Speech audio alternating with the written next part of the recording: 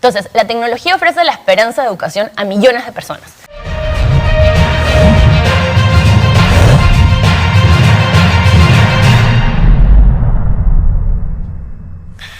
Bueno, si la coyuntura política y el tema agrario frente al impacto del niño es importante en Nativa, ¿cómo no va a serlo el tema educativo?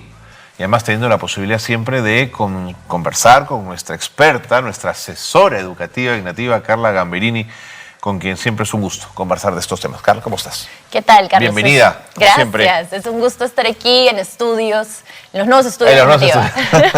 ¿Por dónde vamos esta mañana en lo educativo? ¿Qué nos quieres plantear? Hoy quiero plantear algo nuevo de lo que no he visto que se esté hablando, de hecho, en la prensa peruana, que es que UNESCO ha publicado el Informe Global de Educación, que sale todos los años y este año se ha enfocado en educación y tecnología. ¿Cuál es el valor de este informe? El informe hace seguimiento a cómo va la educación en todos los países. Hemos cumplido o estamos en camino hacia el ODS 4, que es el objetivo de consolidar la educación, pero este particularmente es un informe especial porque está cuestionando y desmitificando todo el tema de la tecnología. ¿Va a salvar la educación o va a malograr la educación? Esos son los dos extremos que se han hablado y creo que UNESCO da una perspectiva muy interesante al respecto. Vamos entonces con algunos resultados. Tenemos el informe. Carla nos va a ayudar a desmenuzarlo y a entenderlo. Comenzamos con... Bueno, esta es la portada del mismo, ¿no? Claro que sí. Entonces comienza el informe con una pregunta muy importante y esa es la que voy a contextualizar, que es una herramienta, la tecnología, en los términos de quién. Okay. Y esto es bien importante. Entonces, hoy, digamos, la tecnología lleva desde 1920 en las escuelas. Ya el primer radio implicaba introducción de tecnología. Pero por los últimos 40 años la tecnología digital ha tomado espacio y ha transformado la educación. De hecho, algunas cifras, los usuarios de Internet en el mundo han pasado de 2008, 16%, a 66% en 2022. Okay. Estamos hablando del mundo entero. Entiendo. ¿Cierto? Y el aprendizaje en línea, por ejemplo, en el COVID, alcanzó a cerca de 1.000 millones de estudiantes en el mundo. O sea, sí ayudó un montón a que podamos continuar con el aprendizaje. Entonces, simplifica y facilita el contenido educativo. Sin embargo, y aquí viene el gran caveat de la tecnología, la transformación es desigual. Sin duda. Y generalmente no alcanza a los más vulnerables. Y esto en el Perú lo hemos visto clarísimo en el COVID. Las personas que no tenían acceso a conectividad o que no tenían un celular inteligente no pudieron acceder a recuperar y los docentes no tenían la capacidad para poder lograr esta recuperación. Entonces, de hecho, en el mundo no se logró llegar ni a un 31% de estudiantes del mundo. Mira. Si bien 1.000 millones es un montón, no es claro.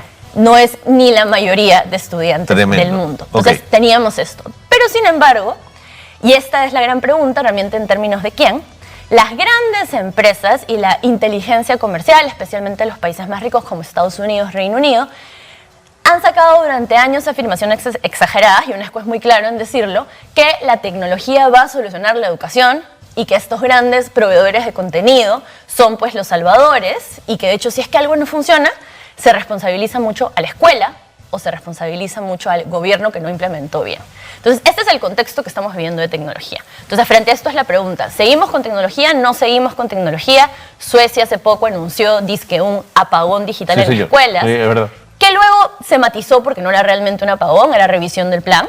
Y entonces, hoy, ¿qué dice UNESCO? Dice, tenemos este contexto, pero aún así es poco probable que la educación sea pertinente sin tecnología. Pues los niños, niñas y adolescentes tienen que ser competitivos. Y para ser competitivos tenemos que darles tecnología. De acuerdo. Y más aún cuando ya se han apropiado de ella, ¿no es cierto? Correcto, ya son nativos digitales de las generaciones más pequeñas. Okay. Entonces, ¿cómo hacemos para lograrlo? Y es aquí, si podemos seguir por favor, que se pregunta, pensémosla ya no en términos de los mercados, sino pensémoslo en términos de la educación. Okay. Y vamos a ver dos elementos claves, el informe tiene como 7, que de repente los hago en otros programas, pero ahora vamos a ver el primero, equidad e inclusión. Entonces, la tecnología ofrece la esperanza de educación a millones de personas.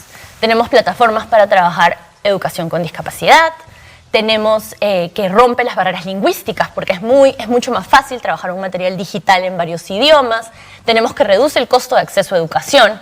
Por ejemplo, ¿no? En 40 países ya la TV, el radio y los móviles están reemplazando la educación tradicional, México, siendo el más cercano con gran evidencia, 21% de la matrícula secundaria aumentó por la telesecundaria. Ah, mira. Entonces, de hecho, en Perú no tenemos una medición tan clara de qué hizo o qué no hizo Aprendo en Casa, ¿no? Teníamos una encuesta por percepción telefónica. Es verdad, no se sabe mucho. Sí. Sería interesante ver eso. Entonces, y tenemos hoy que 220 millones de personas utilizan cursos libres en línea, por ejemplo, de educación superior, ¿no? Entonces...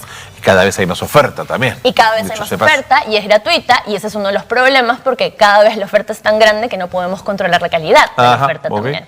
Entonces, pero si bien habrá millones, excluye a muchas más. Ya habíamos hablado de este 31%, pero dentro de ellos la mayoría son los más vulnerables, 72% son los más vulnerables, que no están accediendo a tecnología.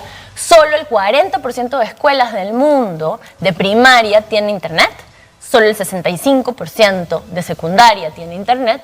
Y estos cursos en línea masivos, de hecho, son producidos y llevados por estudiantes de los países más ricos y son instruidos. Y de hecho, el tipo de contenido que tienes, el 90% está hecho en inglés. No quiero dejar de insistir en lo que has planteado al inicio. Es un informe global, por lo tanto son porcentajes globales. Luego uno pone la lupa allí y encuentra Perú en otros términos, ¿no, Carla? Correcto. De hecho, de Perú no hay tanta data específica de tecnología. Teníamos más data en Latinoamérica de lo que es Chile, México. Pero Perú, y vamos a la siguiente, sí sale como un ejemplo negativo del informe mundial. No te creo. Que es la calidad. Entonces, la tecnología puede reforzar la enseñanza y aprendizaje. De hecho, aumenta oportunidades de los docentes, personaliza el aprendizaje, motiva a los estudiantes. Pero, ¿cuál es el enfoque? Y aquí hay un comparativo interesante que hace entre China, que hizo clases grabadas que beneficiaron a 100 millones de estudiantes de zonas rurales y lograron 32% de mejora en la competencia del idioma chino, versus Perú, que distribuyó 1 millón de laptops con el programa de One Laptop per Child o LPC, una portátil por niño, pero que no tuvo incidencia en el aprendizaje. No tuvo incidencia. ¿Y cuál fue la diferencia? Fue que el foco de China estuvo en diseñar un programa orientado a estudiantes y docentes, es decir, a cómo mejorar sus capacidades, y Perú puso la mayor inversión en la compra del dispositivo y en la compra del contenido, más no en cómo llevar su aplicación. Por ende, de hecho, Perú fue en One Laptop per Child de los países que más gastó en el mundo durante toda su aplicación y el que menos impacto tuvo. Perú y Paraguay fueron los más. Muy bien. Entonces, y se usa todavía como ejemplo mundial. De hecho, es muy interesante, han habido muchos estudios. Entonces, ¿cómo en la tecnología hacemos que sirva para el aprendizaje? Tenemos que enfocarla en los seres humanos, en los estudiantes y en los docentes. Entonces, ahora, es súper importante, y esto es algo que ha sido crítico del informe de UNESCO, es que no hay evidencia realmente suficiente, adecuada e imparcial para decir que la tecnología impacta positiva o negativamente. Ah, no hay. No hay, porque a ver, ¿qué ha pasado? Los productos de tecnología cambian cada 36 meses. Entonces, es muy difícil medir algo sostenible y tener evidencia. Entonces, sí hay muchos informes que dicen que para un tema específico de discapacidad virtual, tal plataforma funciona, sí, pero no hay evidencia más de gran forma que nos pueda dar esto.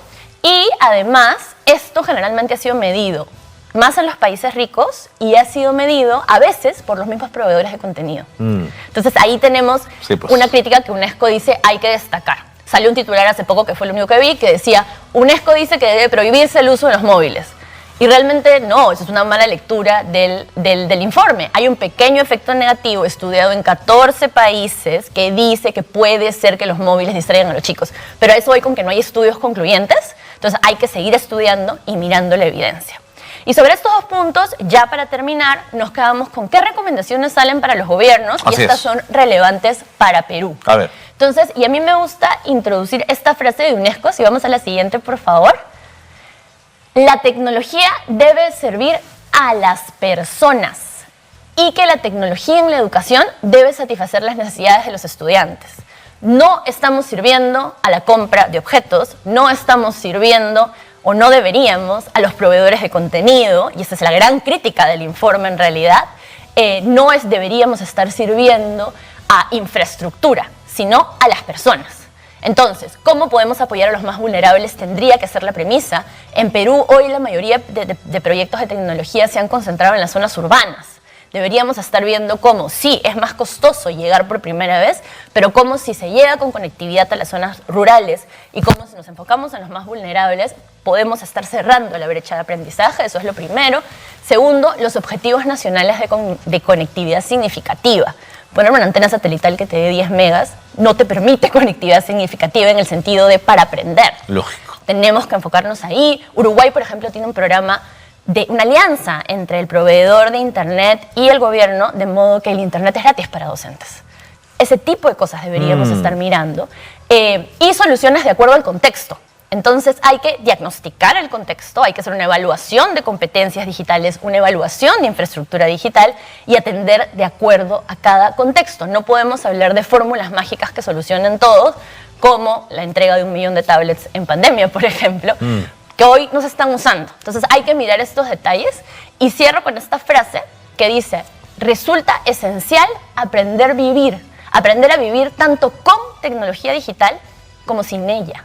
Habrán contextos que no lo necesiten. Tomar lo necesario de la abundancia de información e ignorar lo no necesario. Y dejar la tecnología para que respalde a la conexión humana. Eso es lo principal. Así es. Los países donde ha funcionado la introducción de tecnología es porque se acompañaban de fuertes programas de clases presenciales que no descuiden lo socioemocional.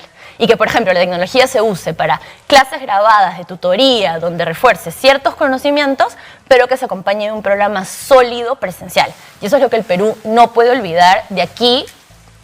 Ojalá ya lo estén haciendo, pero a partir de ahora, para reforzar sus planes de transformación digital.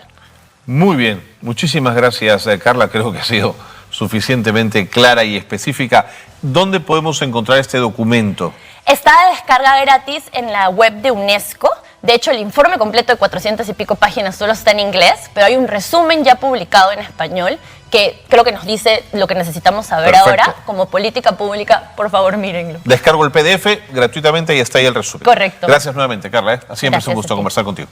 Carla Gammerin ha estado con nosotros, especialista en educación, asesor educativo en Nativa, y ha planteado temas importantes que además se sostienen y tienen como sustrato un informe, una investigación internacional que viene desde UNESCO. Es decir, Carla tiene la ventaja de hablarnos siempre, ¿no es cierto?, desde fuentes confiables, científicas, medibles, posibles, para hablar de la educación. Por eso es interesante conversar con ella.